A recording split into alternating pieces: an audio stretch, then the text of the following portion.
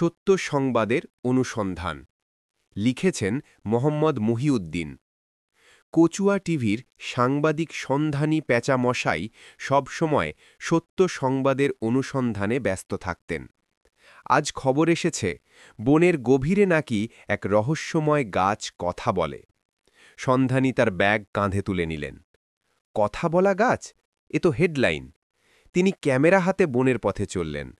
হাঁটতে হাঁটতে তিনি তমাল গাছের কাছে পৌঁছলেন। তমাল, যার ডালপালা পাতা শূন্য, কিন্তু দেখলেই মনে হয় অনেক গল্প লুকিয়ে আছে তার গভীরে। তুমি কি সেই কথা বলা গাছ? সন্ধানী ফিসফিস করে প্রশ্ন করলেন। গাছটার দিক থেকে কোনো উত্তর এলো না। সন্ধানী হতাশ হলেন। হয়তো গুজব।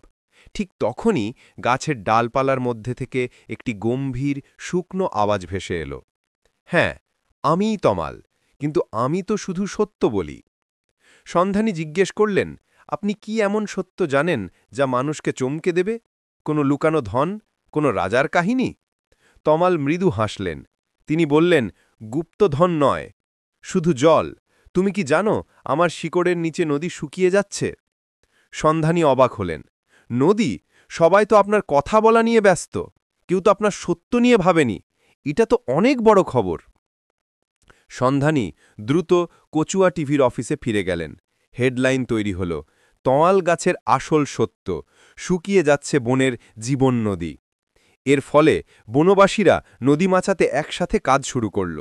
সন্ধানী বুঝলেন, সবচেয়ে আকর্ষণীয় খবর সবসময় সেন্সেশন হয় না, কখনো কখনো সবচেয়ে গুরুত্বপূর্ণ খবরটি হয় সত্য। Thanks for watching.